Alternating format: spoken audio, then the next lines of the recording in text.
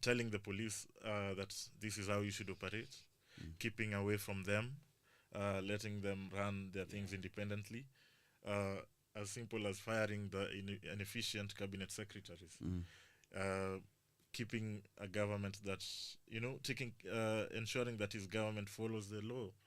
But the president does not want to do that. Why? The big question I think should be, why does the president not want to? Why doesn't he want to heed the call of the young people? Yeah, and it's a thing we see with other presidents where they maintain relationships with unhealthy relationships with their security agencies. So it's a sort of scratch my back, I scratch yours. They enable the police to act in a way that they want to act, so that whenever they want to use them for their political goals, it's easier to do so. Yeah, it's called managing politics through the police. And Brian had written a very good piece on today's Standard, saying that where the buck stops here. You see, so and it is a very interesting piece actually, because when the president took over, he promised that he will end extrajudicial killings. Yes. He also vowed to establish a financial autonomy to the police service, so that there is no police interference. That's what he said. And true to his word, he established the National Police Task Force. And do you know who he appointed to head the docket? To show his seriousness? Former or retired Chief Justice David Maraga. And he also actually dismissed a squad. What was it called? There was a name. Kwekwe or Cobra there was a certain name that was, we were told it was killing and maiming people. So the God-given president again said we are scrapping this particular unit. But now, where are we? Back to the square. So that means all what he had promised, and even the report, the Maraga, Maraga came up with a report that actually endorsed issues to do with financial autonomy, the issues of political non-interference or something to do with that, with the police.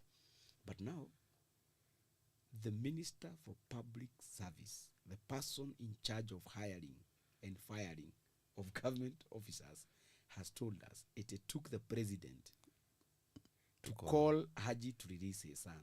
He's telling us that the president is aware, he is behind those abductions, and it is unfortunate. And this is a person who was AG, who sat in the National Security Council. So the question is, with that analysis, is the president loved because he's God-given? Is the president hated, or is the president despised? Charles, you want to get us in trouble? I think the president is not loved. Yes, true. But unfortunately, the people who surround him tells him so. You are the king, hail the king. You are the king of the jungle. Nobody's like you. You are going to rule for 100 years. You see? Yes. Even we can make you rule for 24 years. Yeah, we manufacture. This is a country we manufacture 24 years. We are a country of 24 years. Even if the votes fall short, we are going to manipulate.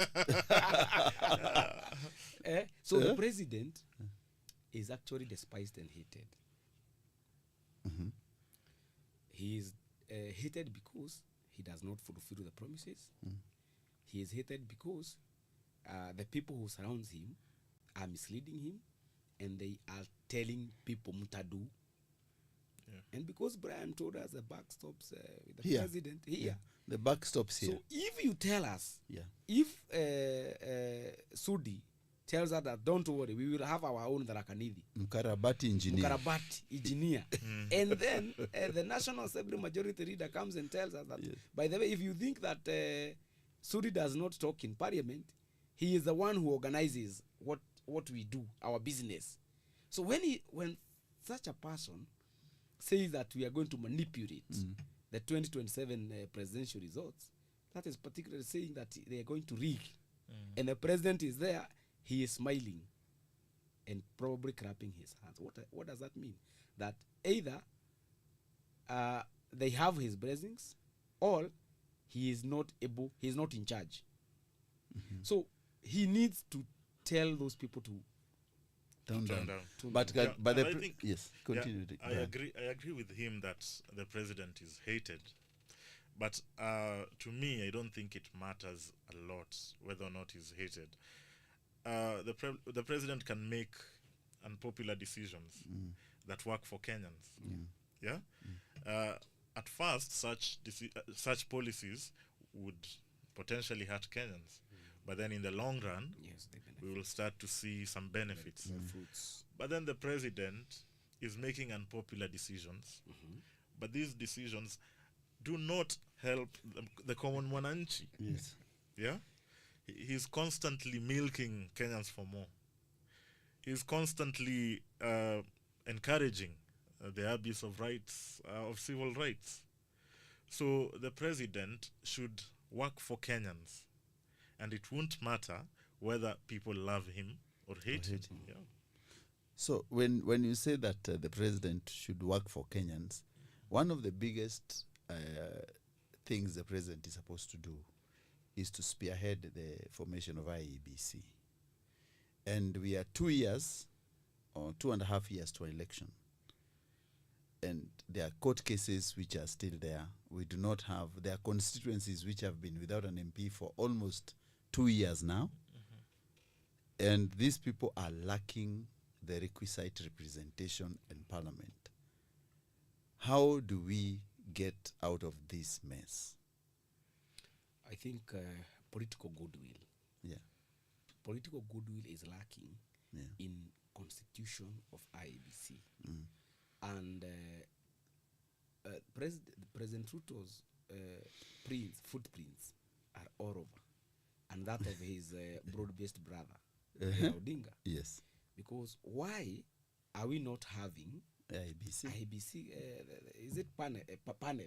Yeah, Selection panel. The selection panel. It is because they cannot agree on one commissioner. I mean, one member of that particular panel. Because we have seen there is a guy called Augustus Muli. Augustus Bully. He has a party. By the way, he is a party leader